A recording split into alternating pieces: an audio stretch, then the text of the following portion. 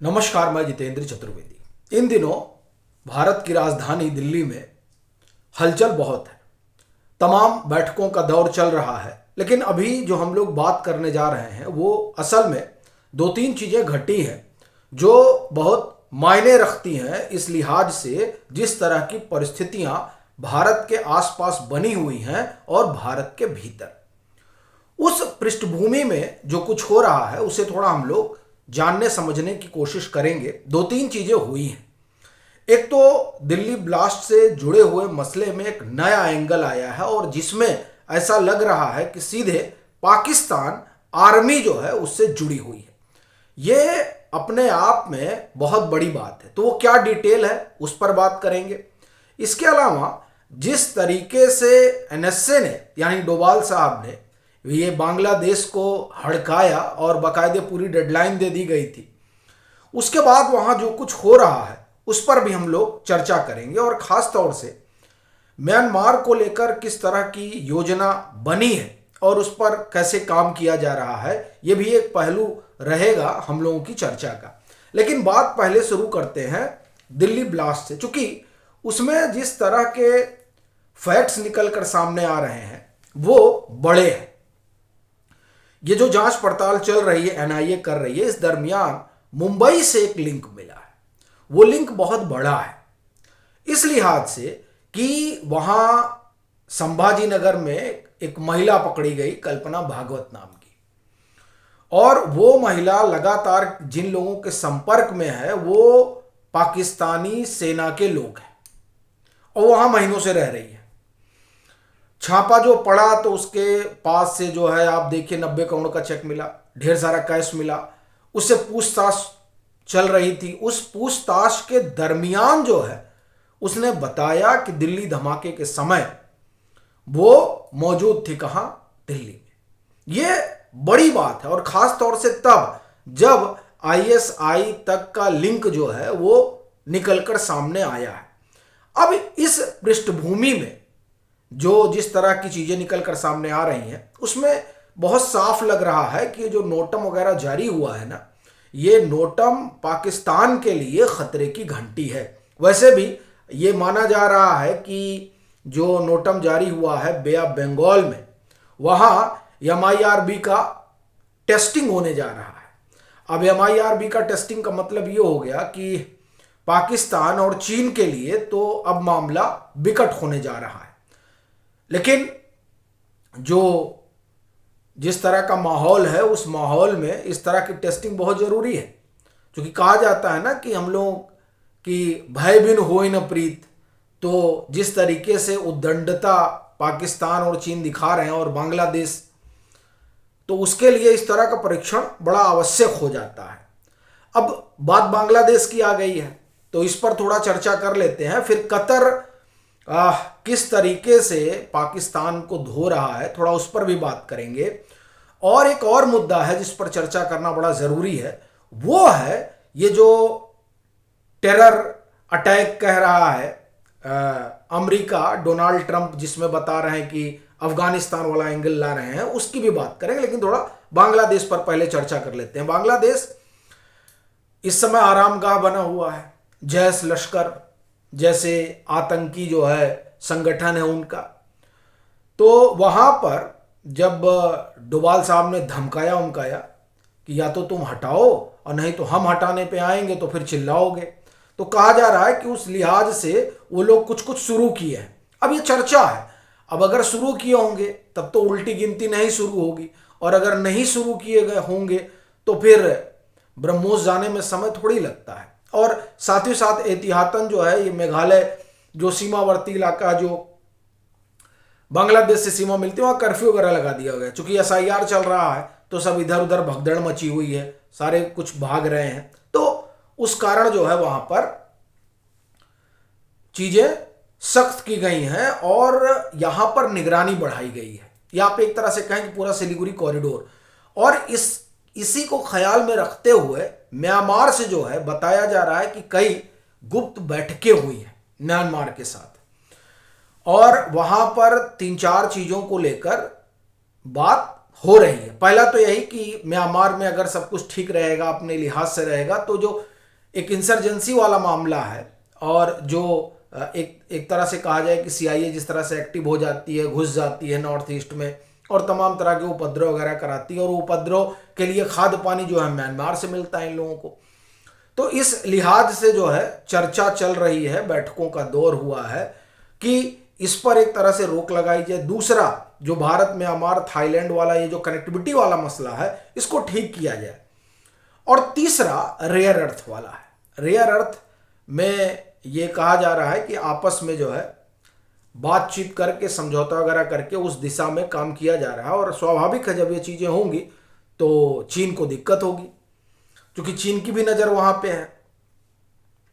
तो एक तरह से आप देखें कि चीन को किस तरीके से, या पाकिस्तान को, बांग्लादेश को जो काउंटर करना है, वो ऐसा नहीं है कि हम सीधे युद्ध ही कर लें। काउंटर करने के जो डिप्लोमेटिक रास्ते हैं, उन रास्तों के जरिए भी इन लोगों की रसद वगैरह बंद की जा रही है। एक और जो डेवलपमेंट हुआ है खासतौर से कतर को लेके, अभी सप्ताह भर पहले भारत के विदेश मंत्री एस जयशंकर उधर थे, तो उन्होंने कतर से बातचीत की और कहा कि हमें अपना संबंध बड़ा बेहतर करना चाहिए।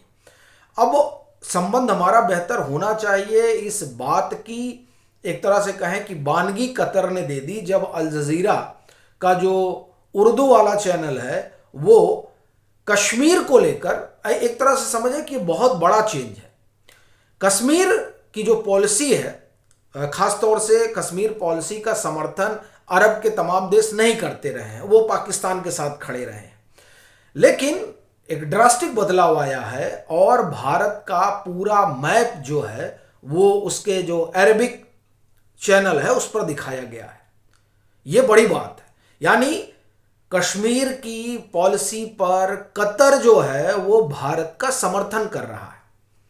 ये बताता है कि वो अरब कंट्री जो कम से कम कश्मीर वाले मसले पर भारत के साथ खड़ा नहीं दिखाई देता था, वो अब भारत के साथ जा रहा है और पाकिस्तान से दूरी बना रहा है।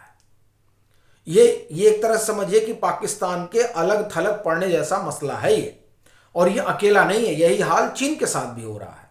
जैसे कतर ने ये कहा कि भैया हम तो जो 1947 का वास्तविक मैप है विभाजन के बाद वाला उसको मान रहे हैं, उसी तरीके से जापान ने, देखिए चीन भी बहुत उछल कूद कर रहा है, अरुणाचल प्रदेश पर दावा कर रहा है, तो उधर से चीन ने कहा है कि देखिए हम जो है ना, हम रिपब्लिक ऑफ चाइना को जानते हैं, और रिपब्लिक ऑफ चाइना में ये अरुणाचल प्रदेश, ये ताइवान वगैरह नहीं था।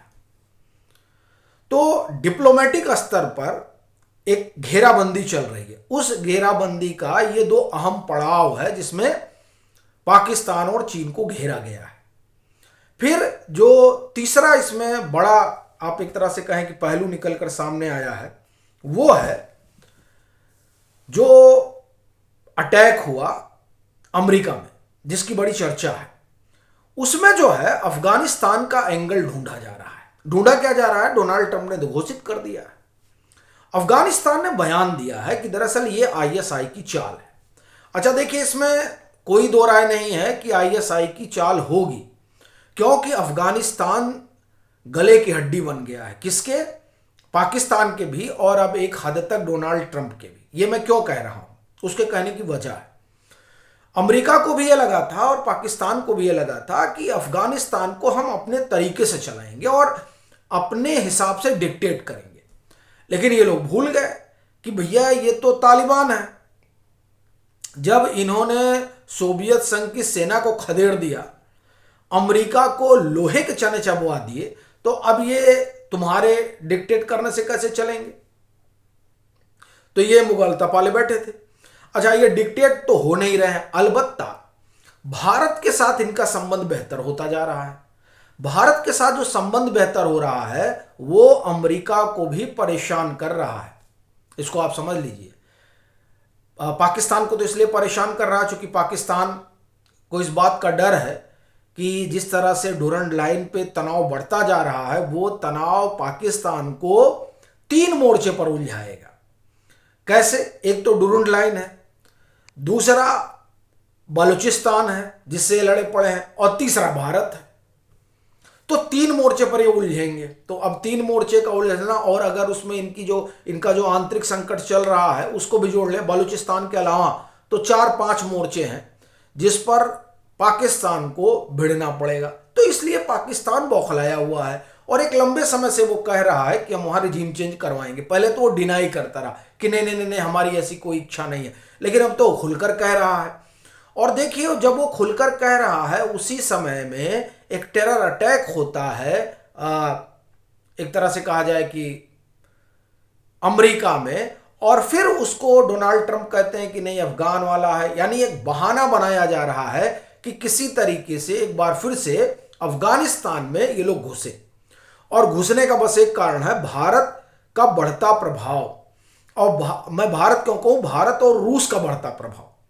देखिए, ये माना जा रहा है कि अफगानिस्तान में ढेर सारे मिनरल्स हैं और उसमें तेल वोल भी है, और एक जो रास्ता है, ये चूंकि अफगानिस्तान सीधे सीधे जो है मध्य एशिया से जुड़ता है, और मध्य एशिया तो वही इलाका है जो एक दौर में सोवियत संघ हुआ करता था।